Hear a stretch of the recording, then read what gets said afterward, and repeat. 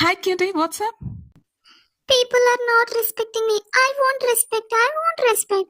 Even I am being nice to people, they are not respecting me. If you are not being respected by people, you are the reason. I'm the reason? Yes, How? that's what we are going to discuss. Hello, lovely people. Welcome back to my channel. I hope you are doing well. Yes, Cutie is correct. Even we are being nice to people, sometimes people disrespect us. It could be our friend, it could be our colleague, it could be our family member, or some other. So, in this video, we are going to talk about why people disrespect you and how to stop being disrespected. Number one, people talk over you.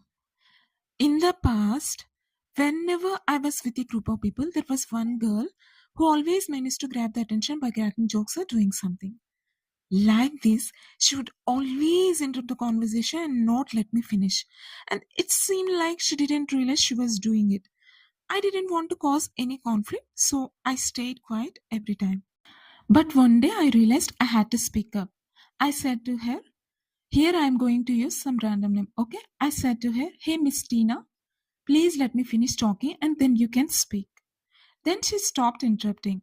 So when someone talks over you, you just keep talking slowly and then say their name to get their attention. And then when you are done talking, then you just ask them what they wanted to say. In this way, you respect yourselves and you also respect others. And my dear friend, sometimes people may not be aware of their behavior. So it's important to set boundaries and let them know their actions affect the group. Here, why we are addressing their name. Addressing someone by the name can definitely have a positive impact. It makes the conversation more personal and can gently grab their attentions. When you use their name, it can make them more aware of their behavior. And it can sometimes make them feel a bit more accountable, which can lead to them feeling a little embarrassed if they were being respectful. It's a subtle but effective way to maintain respect in a conversation. It's okay to assert yourselves and set boundaries respectfully to ensure that your voice is heard. Respecting yourselves and standing up for yourselves can lead to more respectful interactions. Number two, you are allowing people how to treat you. How do I know? Because I've been there. There was one person who always made sarcastic comments, not just to me, but to others as well. At first, I tried to address it politely. Hey, please don't do this. I don't like it. But the person didn't change. When we were in group setting, when the person made sarcastic comments, I kept smiling, even though I felt uncomfortable. I would say, okay, even though I wasn't okay. I would laugh at jokes that actually hurt a little. Because I wanted to keep the atmosphere comfortable for everyone and just to avoid looking too sensitive, just to avoid awkwardness. What message goes? It gives them message like, oh, she will tolerate. She's very easygoing person. She won't make it a big deal. Once someone believes that, it shapes every interaction that follows. So respect is not about how impressive you are. It's about what you allow. Other people would also tell that person, hey, don't say things like that. She might feel. But the person would brush it off and say, no, she's my friend and she can agree with me. Then other people would say, even with friends, how can you behave like this, man? But he didn't bother. It felt like a dismissive attitude towards everyone else's concerns. This behavior just continued. I was exhausted. So I finally stopped talking to that person. After a long time, unexpectedly in a group setting, again we had to talk. The behavior didn't change, still the same. Then I said confidently, hey, I don't like it. I feel awkward. Don't say like this. That's it. So when you say like these things, you are not only sending message to that person to treat with your respect, but also to your brain like you deserve respect, you're worthy. If you feel that someone is disrespecting you from the very first meeting, you should let them know right away that this behavior is not acceptable. Hey, I don't like this behavior. No, confidently you should say. Don't wait for a second or third time because it will likely get worse if you do. If someone bothers you, stop talking is not the solution. Here, I stopped talking to that person. So, problem resolved or not? No, right? So, speak up, but clearly. Setting boundaries helps others respect you. Let them know clearly your feelings. Still, it continue cut the relationship just to keep up your peace. Some people are making excuses like in angry mode, they said like this, their mood is not good, but let them know your feelings. They will keep it in their mind next time when they are going to talk to you. Next, you are saying mean things to yourself. Yes, you are saying mean things to yourself like, oh, I'm not pretty, I'm not handsome, I'm not an intelligent person, I'm fatty person, I don't know how to talk with people. If you keep saying these words to yourselves when somebody says anything to you, you almost believe what the person is saying true. Stop doing this. When you are not raising your voice, you are accepting, you are giving hint to people like, okay, keep disrespecting me. You can stop disrespect towards you. In this world, people are ready to shatter your self-worth. You are letting that happen. It all starts with yourself. Do not say mean things to yourself. Your peace is important. Feeling guilty. Okay, once you said to people that you are not okay with their behavior, how do you think? Oh, I shouldn't have said like this. I shouldn't have made them uncomfortable. I should have let it go. You're always worrying about their feelings, but you're not worrying about your feelings. You are letting go your feelings over them. Do not let that happen. My dear friend, never feel guilty when you are defending yourselves. Never feel guilty when you are standing up for yourself. Never feel guilty when you're asking for self respect. Next, availability and saying yes. Some people are always available, even when they have a lot of work, and others have a tendency to say yes, even when they want to say no. Unfortunately, these kinds of people often don't get the respect they deserve. Ask yourself why people don't take me seriously because I'm always available? Or am I afraid of being inconvenient? Or do I want as a good person in their eyes? So it's important to set healthy boundaries, communicate clearly, means being honest and direct about what you can and cannot do. This helps others understand your limits and reduces misunderstandings and prioritize your own well being. Prioritizing your work is also key. Focus on the most important tasks first and don't be afraid to say no to less critical demands. This way, you maintain your productivity and gain respect from others. Next, emotional control. Some people have controlling or demanding nature. That's why they're always searching for targets. When someone disrespects you, what would be your first reaction? Your first reaction might be anger, frustration, or hurt, right? When someone says something rude, don't reply immediately. Take a pause. Just 1 to 2 seconds of silence or take a breath before speaking. This small pause changes everything. It shows that you are calm, in control, and confident. It gives you time to respond wisely instead of reacting emotionally.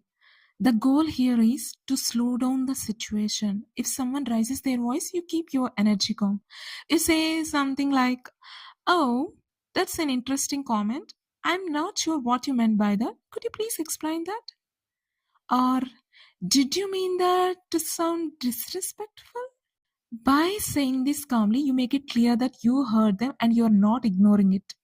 Then comes the silence. Don't rush to fill the gap. Let the silence sit. Let the other person feel the discomfort of their own words. Here is the thing, people who get used to putting others down rarely expect pushback, and especially if you are the kind of person they have always seen as too nice person or too soft person. That's exactly why these moments are so powerful, because you are breaking the pattern and you are teaching them and everyone in the room you are not an easy target anymore. But if you let these emotions take over you, people may think it's okay to treat you poorly. People naturally respect who manage their emotions because it shows maturity, stability, and inner strength. Next, dismissive feelings. You know, when you are sharing an idea or a thought and the other person just rolling their eyes and waves their hand and says, oh, it's okay, whatever, without listening, that's being dismissive. They are basically saying what you are saying doesn't matter. Imagine you say, hey, let's go to this new cafe I found. And the other person just goes, no, no, no, let's do something else without even giving your suggestion a second thought. It makes you feel like your ideas don't count, right? So, what can you do? Just let them know that your opinions matter. You can say, hey, please let me finish what I am saying. Your voice is important. Next, emotional invalidation. Emotional invalidation is when someone makes you feel like your feelings are wrong or silly. Suppose if you're upset or something is bothering you, you say, "Hey, that comment hurt me," but they would reply, "Oh, come on, stop being dramatic." Or, "Why are you even sad? It's not a big deal." It means they are invalidating your feelings. They question your feelings. It is disrespectful because they really don't care how you feel. Why this is happening? In our childhood, we were constantly having our feelings invalidated, like, "Hey, it's not a big deal. Why are you crying? I never said that. I didn't do." This kind of stuff teaches you it's just not safe for you to have feelings. We are scared of having feelings. It's happening everywhere, in relationships, in workplace, friendships. If you are constantly facing this kind of emotional invalidation, it leads to increased stress, anxiety, and depression. And also, it affects on your confidence, ability to handle life's ups and downs.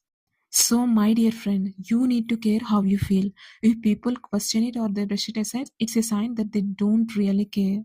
They don't have the capacity to give you the space to feel how you feel. You have to give yourself the space. It starts with you. You don't have to shut down your emotions, but you should validate your emotions. I've seen one of Mel Robbins' videos. If something is bothering you, or if you are upset about something, when next time somebody says, "Hey, you are too sensitive," then you would say, "I feel how I feel." If someone says, "Why are you overreacting?" then you would say, "Let me decide how I feel. I feel how I feel. Let me decide how I feel. Let me validate my feelings for myself." It's so empowering, right? So let them know your emotions are matter. Stop explaining yourself. Next, the way you speak. Here, how you say is important, not what you say.